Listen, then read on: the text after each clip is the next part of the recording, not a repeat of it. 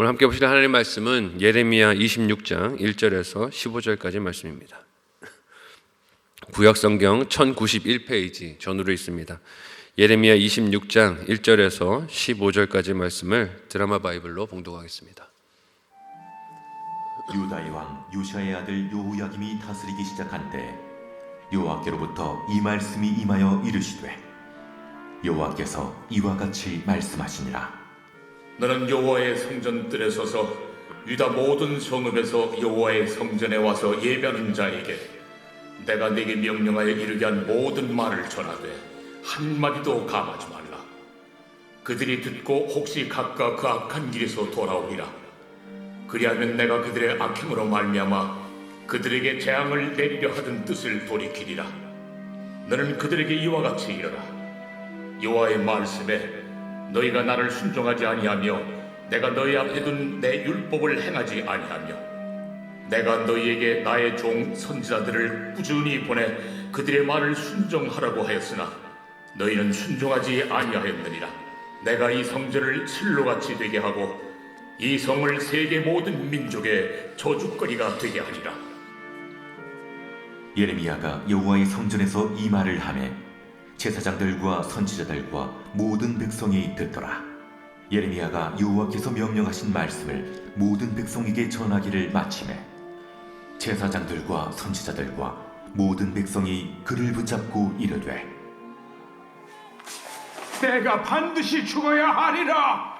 어찌하여 내가 여호와의 이름을 의지하고 예언하여 이르기를 이 성전이 실로같이 되겠고 이 성이 황폐하여 주민이 없으리라 하느냐 하며 그 모든 백성이 여호와의 성전에서 예레미야를 향하여 모여드니라.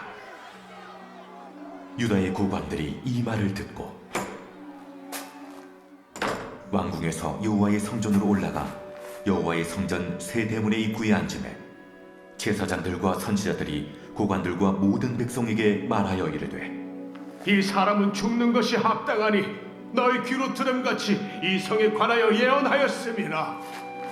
예레미야가 모든 고관과 백성에게 말하여 이르되 여호와께서 나를 보내사 너희가 들은 바 모든 말로 이 성전과 이 성을 향하여 예언하게 하셨느니라.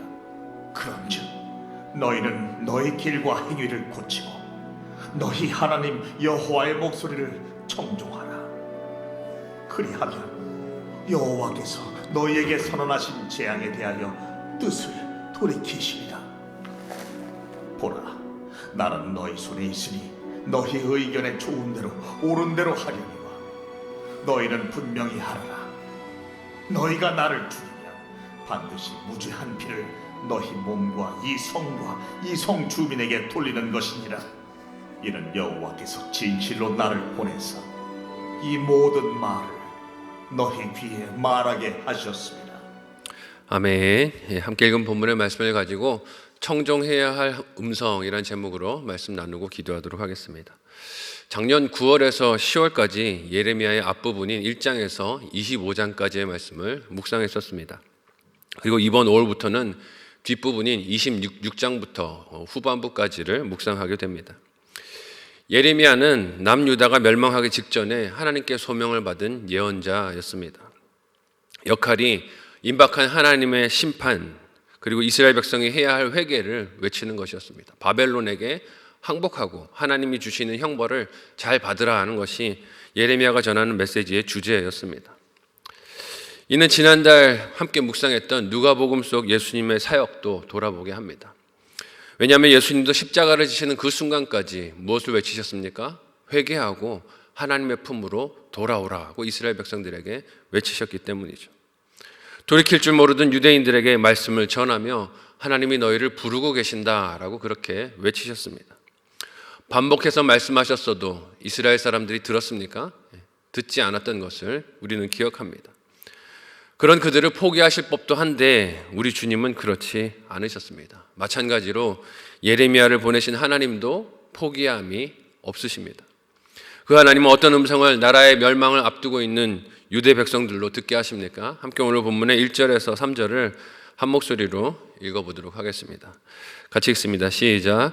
유다의 왕 요시아의 아들 여호야김이 다스리기 시작한 때에 여호와께로부터 이 말씀이 임하여 이르시되 여호와께서 이와 같이 말씀하시니라 너는 여호와의 성전 뜰에 서서 유다 모든 성읍에서 여호와의 성전에 와서 예배하는 자에게 내가 내게 명령하여 이르게 한 모든 말을 전하되 한마디도 감하지 말라. 그들이 듣고 혹시 각각 그 악한 길에서 돌아오리라. 그리하면 내가 그들의 악행으로 말미암아 그들에게 재앙을 내리려 하던 뜻을 돌이키리라. 아멘. 여호야김이 다스리기 시작하던 때라는 시대를 나타내는 이 설명은 유다가 바벨론에 패망하기 직전의 시대에 와 있음을 나타내주는 시그널입니다. 요시아의 아들이라고 여호야김을 지칭하고 있는데 요시아는 성전을 보수하다가 발견하게 된 하나님의 말씀을 따라 나라의 종교를 개혁했던 성군으로 불렸던 왕이기도 합니다. 하지만 그는 애굽 왕이었던 느구가 바벨론과 메드 연합군의 공격에 위축되었던 아수르를 돕겠다고 그렇게 참전하던 길을 무기또에서 막으려고 하다가 활에 맞아 죽고 말았습니다. 이후로 유다는 애굽이 그들의 입맛에 맞게 세운 여호야김이 통치하게 됩니다. 그러니 나라의 형편이 어떻겠습니까? 나라의 주권이 이스라엘 백성에게 있는 게 아니라 애굽의 왕에게 있는 것과 다름이 없었습니다. 애굽의 눈치를 보며 그 힘에 기대어서 살 길을 기대하고 살아가고 있었어요. 그런 때 하나님의 말씀이 예레미야에게 임하셔서 그를 성전으로 보내십니다. 그리고 그 성전 뜰에 서서 예배를 위해 들어오고 있는 유대인들을 향해서 어떤 말씀을 전하게 하십니까? 하나님이 가지신 기대가 뭐라는 것을 듣게 하십니까? 너희가 회개하고 돌아오라 하는 것이에요. 허망한 데 의지하지 말고 하나님 품을 의지하고 말씀을 의지하여 돌아오라 하는 것입니다.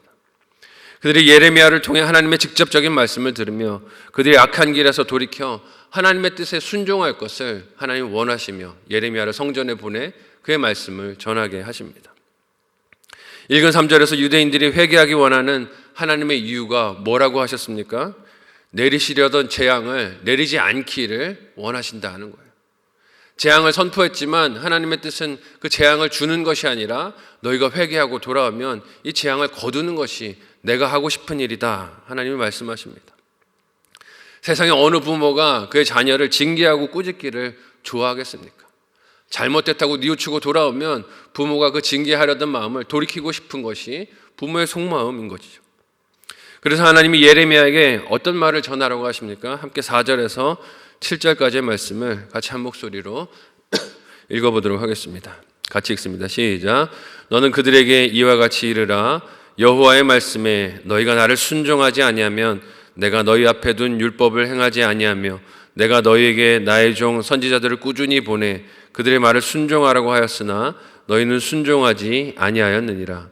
내가 이 성전을 실로같이 되게 하고 이 성을 세계 모든 민족의 저주거리가 되게 하리라 하셨느니라. 예레미야가 여호와의 성전에서 이 말을 하매 제사장들과 서기관들과 모든 백성이 듣더라. 아멘. 하나님이 심판하시려던 뜻을 돌이키고 싶어 하시지만 이는 무조건 주어질 은혜가 아니라고 하십니다. 이 심판을 멈추기 위해서는 어떻게 해야 합니까? 이스라엘 백성들이 하나님 원하시는 삶과 신앙의 돌이킴이 있어야 한다는 것이에요. 먼저 하나님께서 예레미야를 성전에 세우시고 유대인들을 책망하시는 것은 하나님이 이전에 보내신 선지자들을 그들이 거역하며 순종하지 않았다 하는 것입니다.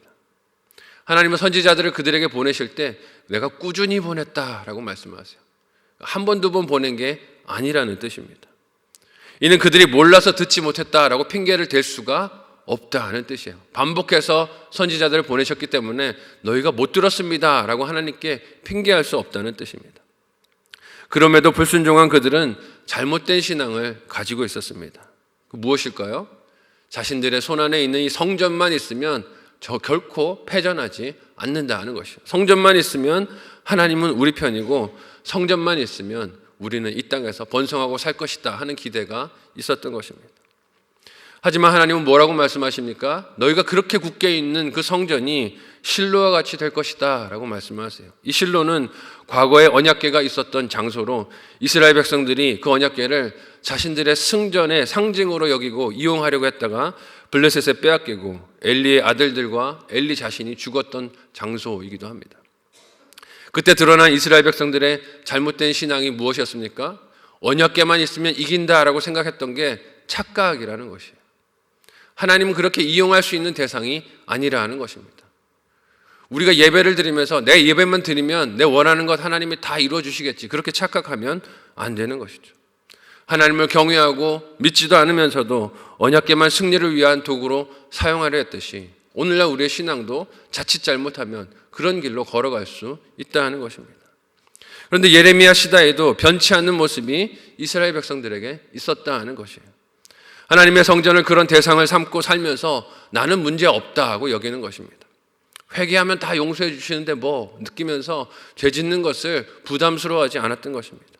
그들의 세계는 망하지 않을 것이라고 믿은 것이에요. 이 성전만 있으면 이 세상은 결코 무너지지 않을 것이야 기대한 것입니다. 예레미야는 이처럼 착각 속에서 성전을 드나드는 사람들, 그리고 거기서 일하는 제사장들, 선지자들에게 하나님께서 명하신 내용의 말씀을 그대로 전했습니다. 하지만 사람들의 반응이 어떻습니까? 함께 8절에서 9절까지의 말씀을 같이 한 목소리로 읽어보도록 하겠습니다. 같이 읽습니다. 시작. 예레미야가 여호와께서 명령하신 말씀을 모든 백성에게 전하기를 마침에 제사장들과 선지자들과 모든 백성이 그를 붙잡고 이르되 네가 반드시 죽어야 하리라. 어찌하여 내가 여호와의 이름을 의지하고 예언하여 이르기를 이 성전이 실로같이 되겠고 이 성이 황폐하여 주민이 없으리라 하느냐 하며 그 모든 백성이 여호와의 성전에서 예레미야를 향하여 모여드니라. 아멘. 혈기충천합니다. 화가 일어나서 견디지를 못하는 것이죠. 성전에서 예레미야가 전한 하나님의 말씀이 들리자 사람들은 일어나서 그 말씀을 순종하는 게 아니라 그를 붙들고 네가 죽어야 하리라 혈기를 부립니다. 이유가 무엇입니까? 그가 전한 메시지가 자신들이 믿는 바와 원하는 바와 일치하지 않기 때문이에요. 어떤 메시지를 원합니까? 이 성전에만 들어오면 다 복받습니다.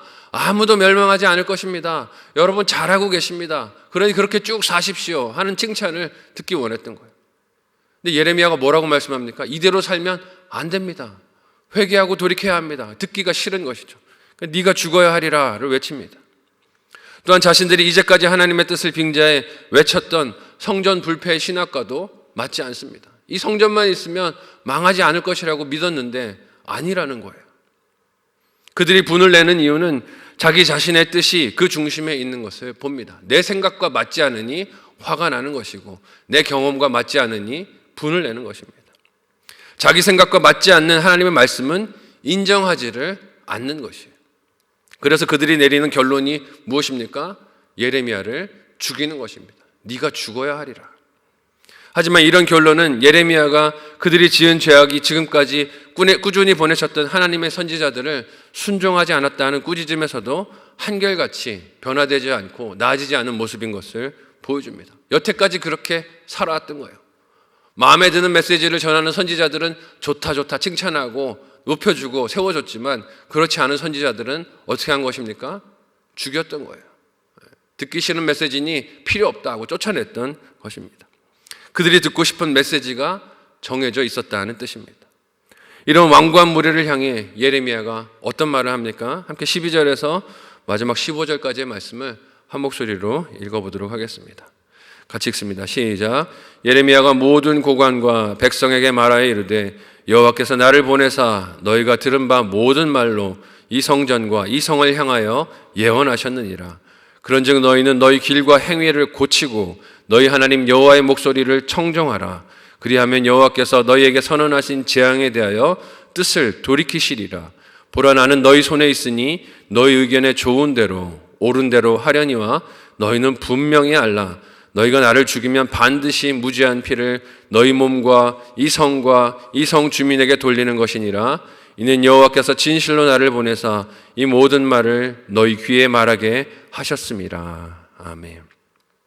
하나님께 받은 말씀을 전했지만 돌아오는 반응이 무엇입니까? 협박이고 증오이고 죽이려는 의도로 가득합니다. 그럴 때 예레미야의 마음이 얼마나 고통스러웠을까요? 이는 단지 자신이 받고 있는 미움이나 폭력으로 인한 고통만이 아닐 것입니다. 왜냐하면 선지자에게 고통은 그가 전한 메시지가 진리임에도 불구하고 이를 들은 사람들이 그 진리에 올바로 반응하지 않는 모습이기 때문입니다. 예레미야가 괴로운 것은 왜 괴롭습니까? 자신을 미워하기 때문에 괴로운 게 아니에요. 하나님의 말씀이 자신을 통해서 그들에게 진리로 주어졌는데 그들이 그 진리에 반응하지 않기 때문에 너무 아프고 애통한 마음을 품는 것입니다. 이는 하나님께서 선지자 자신을 통해 주신 귀한 회개의 기회를 그들이 날려버리고 있기 때문이에요. 시간이 별로 없는데 빨리 회개하고 돌아와야 하는데 그 기회를 그들의 고집으로 날리고 있는 그 모습이 너무 안타깝고 불쌍한 것입니다. 이런 형편에서 그저 기계적으로 자기 받은 역할을 감당하는 사람이라면 뭐라고 말할까요? 나는 할 도리 했어. 니들 마음대로 해. 나는 전하라는 말씀 전했으니 내 사명 끝. 죽고 사는 건 너희 손에 달렸지 하고 등 돌리고 돌아가면 그만일 것입니다. 그렇지만 예레미야는 어떻습니까? 자신을 둘러싸고 죽이려는 무리들을 향하여 끝까지 하나님이 맡기신 메시지를 전합니다. 나를 죽이는 게 너희 원하는 바라면 그렇게 행하라. 그러나 그렇게 하면 너희는 회개의 기회를 날려버리고 망하는 길로 가고 말 것이다. 얘기해요. 하나님의 음성을 경청하여 따르고 그들의 길과 행위를 고치라고 애통하는 마음으로 전합니다. 왜 그렇습니까? 왜냐하면 예레미야에게는 분명한 비전이 있기 때문입니다. 하나님이 자신에게 이 말씀을 분명히 주셨기 때문에 자신의 생명의 위협에 상관없이 이 말씀을 전하고 있어요. 그 비전이 무엇입니까? 하나님의 뜻이 그들을 멸망시키려는 것이 아니라 회개시키려는 것이고, 회개하면 아무리 두려운 심판과 재앙이라도 거두시려는 것이 하나님의 사랑이라는 것을 듣고 회개하고 돌아오라는 것입니다. 같은 하나님의 초청이 예수 그리스도의 십자가를 통해 저와 여러분에게 오늘 우리의 삶에 주어진 줄 믿으시기를 바랍니다. 하나님은 예수 그리스도를 우리를 향하여 주시고 회개하고 돌아오고 그를 너의 구주로 맞이하고 영접하라고 부르세요. 멸망치 않게 하시려고 이 사랑의 초청을 들려주셨습니다. 하지만 세상 사람들은 어떻게 비꼬아서 듣습니까? 멸망시키려고 하는가? 비꼬아서 하나님의 사랑과 그 의도를 곡해하며 오해하려고 합니다. 그러나 들려진 복음을 우리는 세상에 나아가서 아무리 박해를 받더라도 예레미야와 같이 순전한 마음으로 전해야 할 줄 믿습니다. 들려진 복음을 따라 완악하고 내 생각대로 걷던 길을 돌이키고 예수님을 따라 걸어가는 삶을 살아가는 저와 여러분 모두가 되시기를 예수님의 이름으로 간절히 소원하고 축복합니다. 아멘.